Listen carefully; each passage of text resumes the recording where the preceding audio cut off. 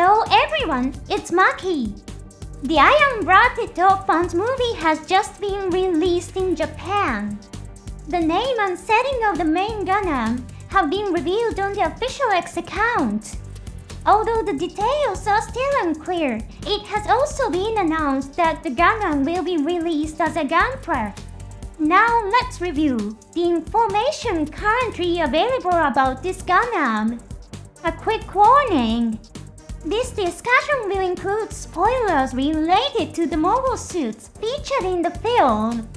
I won't discuss the story's event or ending, but there will be spoilers about the mobile suits. If you want to enjoy the movie without prior knowledge, I recommend skipping this episode. Also, membership is now open. For just 99 cents a month, you can get your own name badge and commenting privileges. Alright, let's begin the analysis. The Gundam Barbatos, piloted by protagonist Mikazuki August, appears once again. The new version, created for the movie, is called the Adapt. Its full name is the Gundam Barbatos Adapt. This form is a temporary repair of the Gundam Barbatos following its damage in the final battle of the first season of the anime series. It's not an official configuration, but rather patched up just enough to move state. It's similar to the condition of the Gundam Exia repair. Nei, the mechanic in charge of maintenance, advises Mikazuki to have it properly repaired, but Mikazuki refuses. He believes that as long as it moves without problems, that's good enough. Even in this condition, he manages to defeat enemy mobile suits throughout the story. However, malfunctions occur during those battles. In one instance, the leg thrusters failed to operate properly. Mikazuki only won because his opponent was far less skilled. Had he faced someone on his level, he might have lost. After this experience, and with Nei's persuasion, Mikazuki decides to send Barbatos to the workshop for repairs. Thus, the role of the Barbatos Adapt comes to an end, and it evolves into the Gundam Barbatos Lupus, which reappears in the first episode of the second season of the anime series. The internal frame of the Barbatos Adapt had sustained severe damage. The intense clash with Grayzine caused wear and deformation. Because of this, using a large, blunt weapon like the mace was no longer feasible. In the story, Nei explains if Barbatos tried to use the mace in its current condition, the body would fall apart. Therefore, the primary weapon used by Barbatos Adapt is the Katana. However, Mikazuki, the pilot, did not decide to use the Katana. Tewa's engineers focused on the combat data from the Katana Mikazuki used in the fight against Grayzine.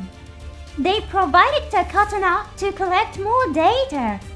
In the story, someone jokes that the Tewa's folks are messing around and sending tons of Katana just for fun. However, Tewa's is an extremely large corporation in the world of orphans. Katana can only operate thanks to Tewa's supplies and technical support. Since this was a request from their sponsor, Katana had to respond accordingly. The reason Barbatos Adapt is equipped with katana swords is to meet the demands of their financial backer.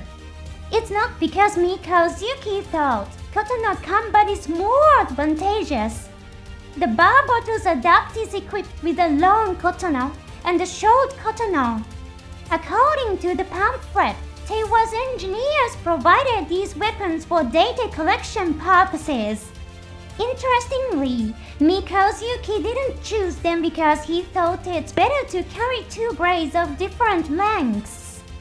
The katanas equipped by Adapt also symbolize the struggles of Katana as an organization. After the second season of the TV anime, there were very few scenes in which Barbatos fought with a katana. Why is that? As I mentioned earlier, using a katana was to meet the demands of their financial backer. However, Mikazuki did defeat powerful foes like Ray with the katana and he won battles in the movie as well. There's no doubt that it's an effective combat weapon. This matter can be explained through in-universe and real-world reasons.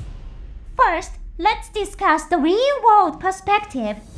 In the movie's pamphlet, Mr. Tatsuyuki Nagai discussed this topic. He explained that the katana played a major role in the final battle of the first season. The director and staff felt that the scene became a powerful, dynamic fight. However, if they kept showing the katana in action, like that Barbatos would just keep elegantly slicing through one enemy after another, that would make it impossible to express the kind of battle scenes I had in mind. That's why I decided that in the second season, Barbatos would primarily use blunt weapons. I had a clear reason in mind for why the katana would stop being used. I'm glad that I was finally able to depict that reason in this movie. That's what Mr. Nagai said. But what about within the story itself? Mikazuki explains the reason in his own words. The katana is a weapon that works well in one-on-one combat, but it's not very effective against multiple enemies.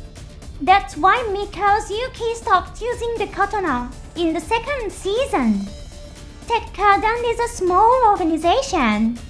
In the story, they often find themselves facing a large number of enemies with only a few allies. The katana requires precise control of speed and angle to target weak points or joints in enemy armor. It's difficult to use effectively in chaotic battles, where multiple enemies attack at once.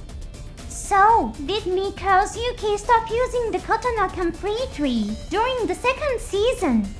Not necessarily. In the movie, Tekkadan deploys Barbatos in the mobile suit gambling duel. In situations like that where it's clear in advance that they'll be fighting only a few opponents, it's possible that the katana was used.